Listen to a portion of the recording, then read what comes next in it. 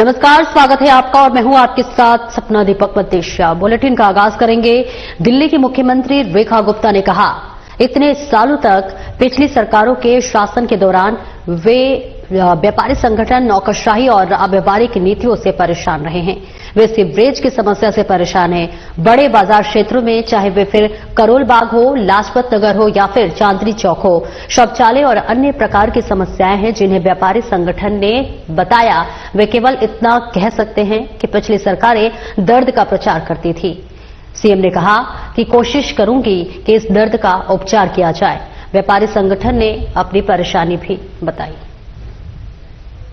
हैं और जितना मैं समझ पाई, इतने सालों के पिछली सरकारों के राज में उनकी दर्द, उनकी तकलीफें यहां तक भरी हुई है। बहुत परेशान है वो अफसरशाही से भी और इम्प्रैक्टिकल नीतियों से भी, और विकास के नाम पे जीरो परफॉर्मेंस। आज भी वो सीवरेज से परेशान है, आज भी वहां की गली नाली खड़ंजा बने नहीं है, आज भी यहां अपडेटेड जो भी काम इंडस्ट्रियल एरिया में होने चाहिए वो हुए नहीं है। छोटे छोटे मार्केट कॉम्प्लेक्स भी उन्हीं दिक्कतों से गुजर रहे हैं। जो बड़े बड़े बाजार एरिया हैं, चाहे वो चांदनी चौक हो, करोल बाग हो, लाजपत नगर हो, हर जगह शौचालयों की दिक्कत, अन्य प्रकार के सारी परेशानियां आज व्यापारी संगठनों ने हमें बताई। पर मैं आज इतना कह सकती हूं कि पिछली सरकारें जो थी वो केवल दर्द का प्रचार करती थी। मैं कोशिश करूंगी कि इस दर्द का और विकसित दिल्ली के बजट 2025-26 के संदर्भ में सभी वर्गों की हिस्सेदारी सुनिश्चित करने और जन आकांक्षाओं को समझने के उद्देश्य से विधानसभा में व्यापारिक और औद्योगिक संगठनों के साथ रचनात्मक चर्चा की। इस चर्चा में बुद्धिजीवियों ने दिल्ली के सर्वांगीण विकास और औद्योगिक वृद्धि के लिए कई महत्वपूर्ण सुझाव दिए, जिन्हें आगामी बजट में समाहित करने की योजना बनाई जा रही है। उसको लेकर मुख्यमंत्री रेखा गुप्ता ने कहा कि विकसित दिल्ली के निर्माण के लिए अपने मूल्यवान विचार साझा करने वाले सभी औद्योगिक संगठनों का मैं हार्दिक आभार व्यक्त करती हूं। अरे आलिए बारी बारी से कि अभिनंदन का प्रोग्राम रखना है, पर मैंने अपने सभी बड़े भाइयों को, संगठन को एक ही बात कही कि आदरणीय मोदी जी ने बड़े विश्वास के साथ आपकी बहन के हाथ में दिल्ली की ये जिम्मेदारी दी है, तो अभिनंदन माला स्वागत नहीं, दिल्ली का काम करना है, उसमें मुझे आपका साथ चाहिए। और दिल्ली के दिल में जो दर्द है ना, उसका एहसास मुझे है। जो इतने सालों से आप सबके साथ होता रहा है, इतना कह सकती हूं कि पहले की सरकारें केवल उस दर्द का प्रचार करती थी और मैं कोशिश करूंगी उसका उपचार करूं।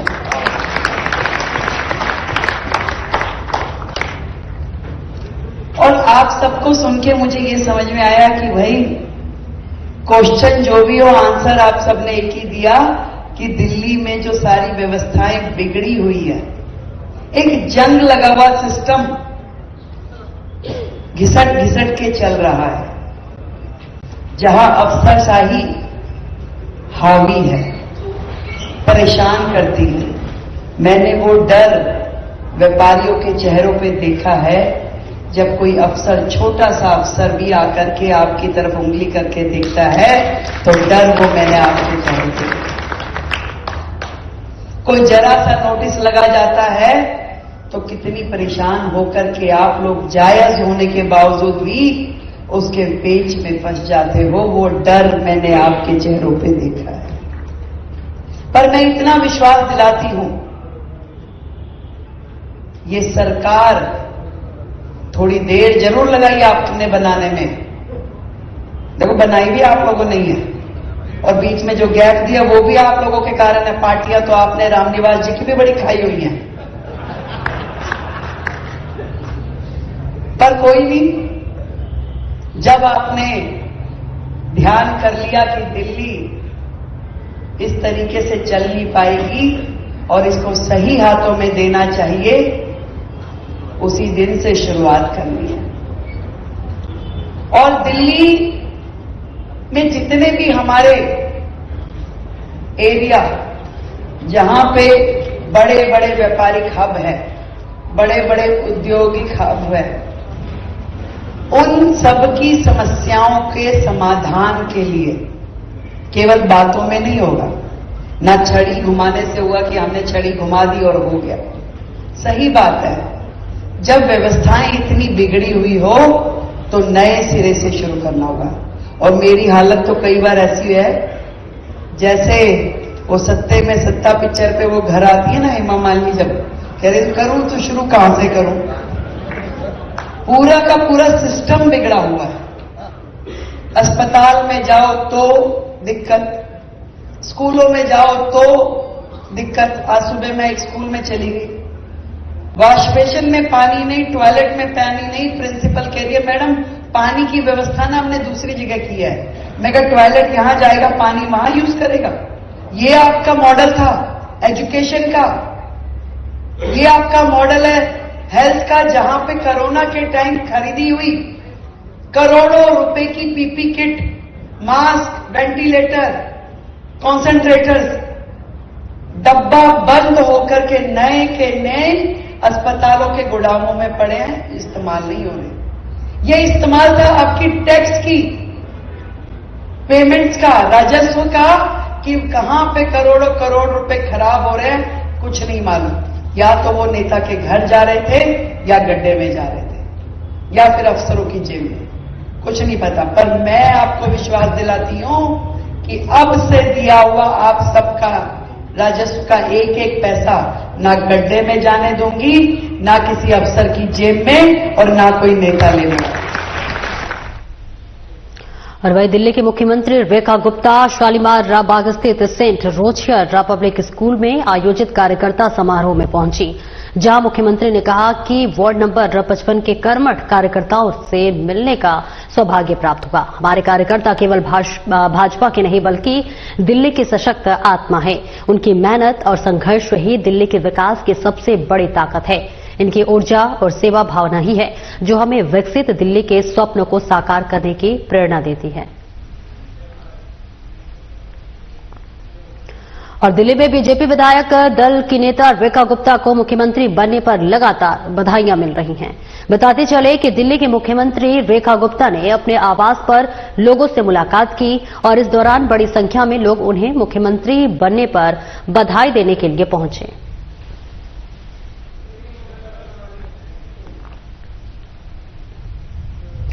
और वह मुख्यमंत्री रेखा गुप्ता ने शालीमार बाग विधानसभा क्षेत्र के अंतर्गत वार्ड नंबर 55 के शालीमार ग्राम गांव चौक, मैक्स रोड, हैदरपुर गांव चौक सहित अन्य क्षेत्रों में पेयजल, सफाई और सड़कों के स्थिति का गहन मूल्यांकन करने के लिए अधिकारियों के साथ दौरा किया।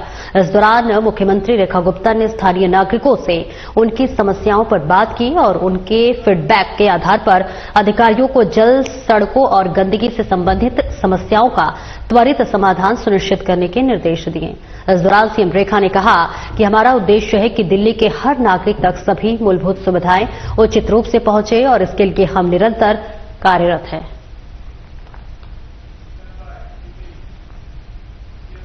दिल्ली विश्वविद्यालय के Shri Ram college of commerce के श्रीधर श्रीराम ऑडिटोरियम में बिजनेस कॉन्क्लेव 2025 को लोकसभा अध्यक्ष ओम बिरला ने संबोधित किया।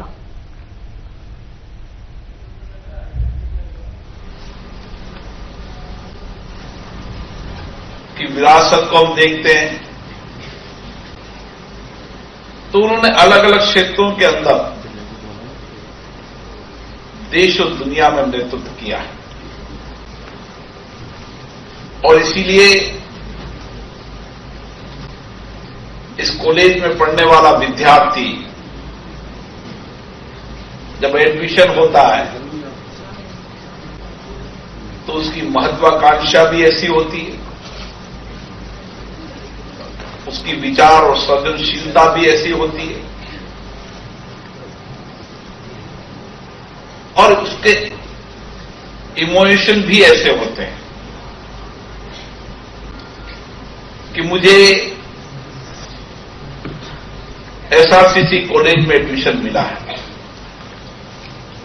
और उसके साथ सपने होते हैं,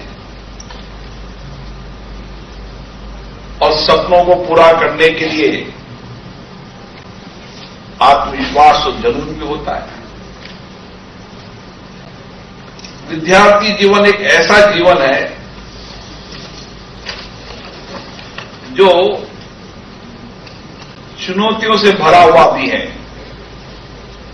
लेकिन चुनौतियों के साथ अवसर और अपनी जिंदगी का स्वर्णिम समय भी होता है। चुनौतियां इसलिए होती है कि मुझे कुछ बनना है, कैरियर ओरिएंटेड विद्यार्थी होता है। अवसर इसलिए होते हैं कि यहां पर पढ़ने के बाद मैं अलग अलग क्षेत्रों के अंदर जहां भी जाऊंगा मुझे पर्याप्त अवसर मिलेंगे, और स्वर्णिम समय इसलिए है कि जिंदगी में इससे अच्छा समय भी आपके लिए कुछ नहीं हो सकता।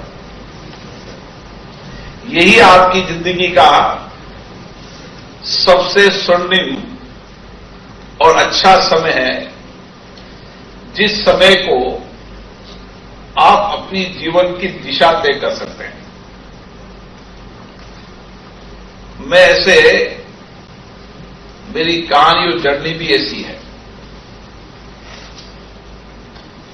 मैं विद्यार्थी जीवन से ही जब स्कूल में पढ़ता था, जब भी मुझे राजनीतिक और सामाजिक जीवन का शौक था। मैं जब 8th क्लास में था, जब कॉलेज स्कूल का अध्यक्ष बना, फिर जब मैंने साइंस मैथमेटिक्स ली तो उस समय माहौल ऐसा था, मैंने साइंस मैथमेटिक्स ले ली सब्जेक्ट में, लेकिन मेरी दिशा तो कुछ और थी, मेरे लक्ष्य भी कुछ और थे। तो उस कोटा के अंदर जब साइंस के बाद मुझे कॉलेज में जाना था, तो एक सवाल तो मुझे पढ़कर कुछ कैरियर बनाने का था। कोई उस समय इंजीनियरिंग में बड़ा एडमिशन टफ होता था, कोई इंजीनियरिंग में एडमिशन, आज की समय और उस समय में परिवर्तन, इंजीनियरिंग एडमिशन होना बहुत बड़ा, इंजीनियर बनना बहुत बड़ी बात हुआ करती थी, डॉक्टर बनना बहुत बड़ी बात हुआ करती थी। मोहल्ले में, गली में, शहर में, घर में, परिवार में भी एक डॉक्टर होता तो उसकी बड़ी प्रतिष्ठा हुआ करती थी, इंजीनियर की तो बहुत प्रतिष्ठा होती थी। और मेरी तो दिशा और थी, मैंने अपनी दिशा तय कर रखी थी, मुझे सामाजिक राजनीतिक जीवन में जाना चाहिए। तो वहां 2 कॉलेज थे। एक कॉलेज था कॉमर्स कॉलेज, जिसमें कॉमर्स के विषय होते थे, और एक में साइंस से लेकर तमाम, आर्ट से लेकर लो, तमाम कॉलेज। दोनों कॉलेजों के विद्यार्थियों की संख्या में 5-6 गुने का अंतर होता था। मैंने देखा कि जो बड़ा कॉलेज था, उस बड़े कॉलेज में बड़े लीडर हुआ करते थे। तो मैंने कहा अगर मैंने इस कॉलेज में एडमिशन लिया तो इतने स्थापित लीडर है, मैं कभी कॉलेज के छात्र संघ का अध्यक्ष का चुनाव लड़ते लड़ते मुझे 5-6 साल लग जाएंगे। कॉमर्स में कम संख्या थी, तो मैंने कहा यहां मैं 1-2 साल में चुनाव लड़ सकता हूं। मैंने मेरा सब्जेक्ट चेंज किया, कोई मुझे कैरियर बनाने का, वो पढ़ने का शौक तो था नहीं, मैं तो इतना ही पढ़ना था कि पास हो जाए। तो मैं पहले कॉलेज में एडमिशन लिया फर्स्ट ईयर में, तो मैं सेक्रेटरी जनरल बना। मुझे तो चुनाव लड़ना था, सेकेंड ईयर में चुनाव लड़ लिया। सेकेंड ईयर में चुनाव लड़ा तो मैं एक वोट से चुनाव हार गया। उसके बाद क्योंकि एक समाज में रहता है कितना बड़ा कितना व्यक्ति पढ़ा, तो मैंने एमकॉम तक उस कॉलेज में पढ़ाई की, लेकिन पढ़ाई इतनी करी जितनी एक दो दिन पढ़ने के पहले की जाती थी। ऐसे ही जीवन के अंदर आपका लक्ष्य भी तय होना चाहिए, आपकी दिशा दृष्टिकोण तय होना चाहिए। आपके जीवन का अगर दिशा ठीक रही, किस कैरियर में जाना है, किस दिशा में जाना है, क्योंकि कॉमर्स के विद्यार्थी सामान्य रूप से ये जाना माना जाता था कि फाइनेंशियल मैनेजमेंट में, कई सीओ में, कई चार्टर्ड अकाउंटेंट। मेरी एक बेटी भी चार्टर्ड अकाउंटेंट है, दूसरी बेटी ने यूपीएससी क्लियर किया, मेरी पत्नी डॉक्टर है।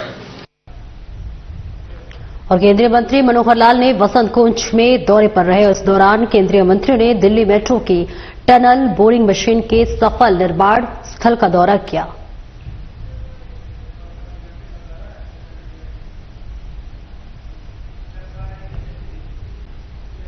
और दिल्ली में केंद्रीय मंत्री नितिन गडकरी ने कमला पावर वीमेन अवार्ड 4.0 को संबोधित किया। गडकरी ने कहा कि कमला ट्रस्ट विभिन्न क्षेत्रों में उत्कृष्ट योगदान देने वाली महिलाओं को सम्मानित करता है। गडकरी ने इस मौके पर सभी पुरस्कार विजेताओं को बधाई दी। इस मौके पर उन्होंने और क्या कुछ कहा, आइए आपको सुनवाते हैं। ट्रस्ट है, उनकी ओर से विविध क्षेत्रों में जिन महिलाओं ने आउटस्टैंडिंग कार्य किया है, उनको जो पुरस्कार दिया है, उन सब का मैं हृदय से बहुत बहुत अभिनंदन करता हूं और उनको बहुत बहुत धन्यवाद देता हूं। विशेष रूप से मुझे इस बात की खुशी है कि अभी आपके सामने लता जी बोल रही थी, तो उन्होंने जो बात दोहराई कम शब्दों में, वो बहुत महत्वपूर्ण है। हमारा इतिहास, संस्कृति और विरासत हमारी सबसे बड़ी ताकत है, और इसलिए इस समाज के आगे जो अनेक परिवर्तन हुए हैं, उसमें दो तीन बातें बहुत महत्वपूर्ण हैं। और हमारे संविधान में ये कहा गया है कि हमने जात, पंथ, धर्म, भाषा और सेक्स के आधार पर हमने किसी को डिस्क्रिमिनेट नहीं करना चाहिए। सबको अधिकार है अपने विकास का, और संविधान ने फंडामेंटल राइट्स भी हमको दिए हैं और फ्रीडम्स भी दी है। और इसके आधार पर हम ऐसी समाज व्यवस्था निर्माण करना चाहते हैं कि जिसमें किसी भी व्यक्ति के साथ जात, पंथ, धर्म, भाषा, सेक्स के आधार पर कोई भेदभाव न हो। हम ये भी चाहते हैं कि कोई भी व्यक्ति उसकी जात, पंथ, धर्म, भाषा और सेक्स इससे बड़ा नहीं होता, उसके गुणों से बड़ा होता है। और समाज की छुआछूत, अस्पृश्यता, जातीयता और जो विषमता का भाव है, डिस्क्रिमिनेशन का भाव है कि ये श्रेष्ठ है, वो कनिष्ठ है, इन सब से मुक्ति पाकर हम समानता के आधार पर समाज को विकसित। और वहीं दिल्ली के उप मुख्यमंत्री प्रवेश साहिब सिंह ने सुप्रसिद्ध कवि डॉक्टर कुमार विश्वास की सुपुत्री के विवाह के उपरांत आशीर्वाद समारोह में सम्मिलित होकर नव दंपति को उनके नए जीवन की मंगलमयी शुरुआत के लिए हार्दिक शुभकामनाएं दी।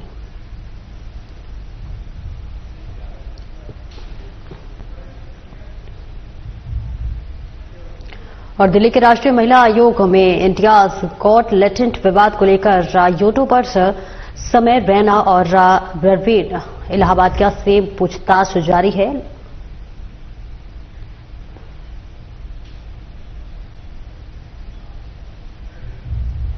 और तस्वीरें आपको दिखा रहे हैं जहां पर अब समर रैना और इसी के साथ साथ रणवीर के ऊपर घास गिरती हुई नजर आ रही है। लगातार उनका जो शो था वो विवादों में रहा और उनके विवादित बयान के बाद से अब लगातार घास गिरता हुआ नजर आ रहा है। जहां पर शो पर घास गिरा तो अब इनसे लगातार पूछताछ की जा रही है। जहां आपत्तिजनक बयान के बाद से ये कार्रवाई लगातार जारी है और इस बीच ये तस्वीरें आपको दिखा रहे हैं जहां पर पहले तो उनके शो पर घास गिरी, लेकिन अब इनसे लगातार कार्रवाई की जा रही है। राष्ट्रीय महिला आयोग से लगातार ये देखिए पूछताछ की जा रही है और अब आगे क्या कुछ कार्रवाई होगी ये देखना दिलचस्प होगा। लेकिन इस बीच आपको बताते चले कि इंडिया गॉट टैलेंट शो के जरिए जब विवादित बयान दिया गया, आपत्तिजनक भाषा का प्रयोग करते हुए जिस तरह से विवादित बयान दिया गया, उसके बाद से पूरे देश भर में समीर राणा और रणबीर इलाहाबादिया पर लगातार लोगों ने रोष प्रकट किया। जगह जगह इनका पुतला भी दहन किया गया और जब रोष प्रकट हुआ इस बीच उनके शो को बंद किया गया